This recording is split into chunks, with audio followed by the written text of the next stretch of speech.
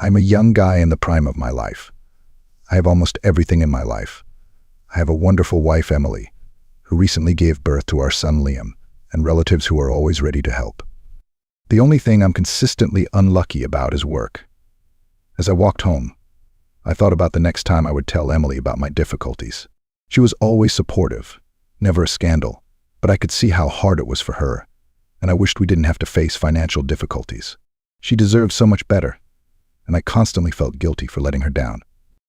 When I got home, I threw my bag on the floor, and instead of the promised paycheck, I told Emily about my termination. She only smiled and said, "It's okay," but I could see the light in her eyes fade. It was heartbreaking to see how hard she was trying not to give up for me. She gently placed her hand on mine and told me we would get through this together, but the quiet sadness in her gaze didn't go away.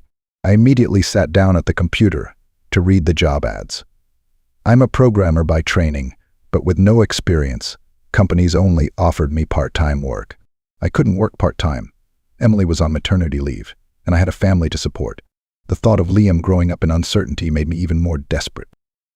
That evening I called 10 companies and identified the 2 that seemed most suitable.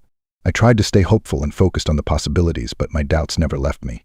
After gathering my thoughts, I decided to spend the rest of the evening with my family. Emily cooked my favorite meal, even though I knew she was probably tired. Watching her and Liam reminded me why I needed to succeed.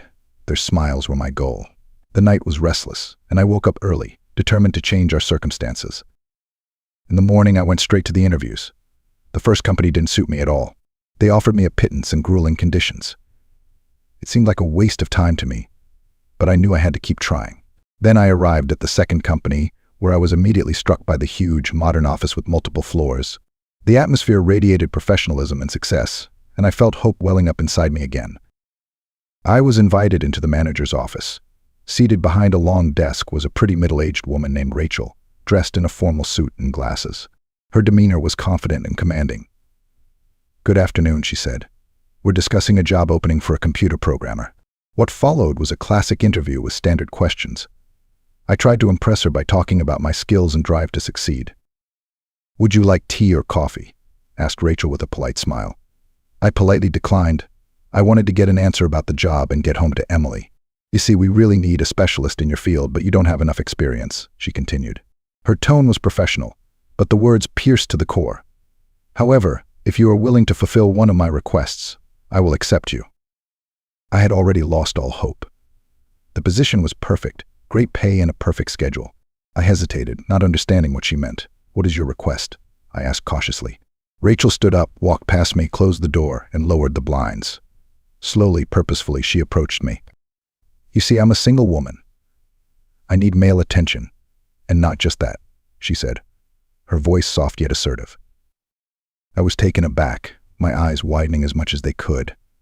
"I'm sorry, I think I misheard you," I stammered out, hoping I was misunderstood.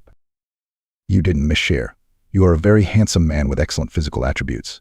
I need you," she said with a sly smile, leaving no room for ambiguity. Her boldness caught me off guard. Any other man might have been flattered or seduced, but I loved Emily and had always been loyal to her.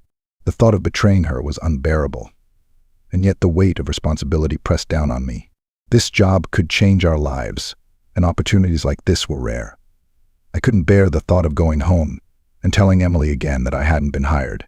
Gathering all my willpower, I gritted my teeth and said, "Yes." Rachel moved closer and tried to kiss me, but I turned my head away. Instead, I wrapped my arms around her waist, lifted her up, and placed her on the table, trying emotionally to stay as far away as possible. I got the job. The guilt was overwhelming, but I resolved to never let this moment define me. Of course, I never told Emily what had happened. That secret was going to die with me. I now have a successful career and my family is no longer struggling financially. The weight of my decision weighs on my mind, but every time I see Emily and Liam happy and secure, I remind myself why I did it. Life is rarely black and white, and I hope I made the right choice for them.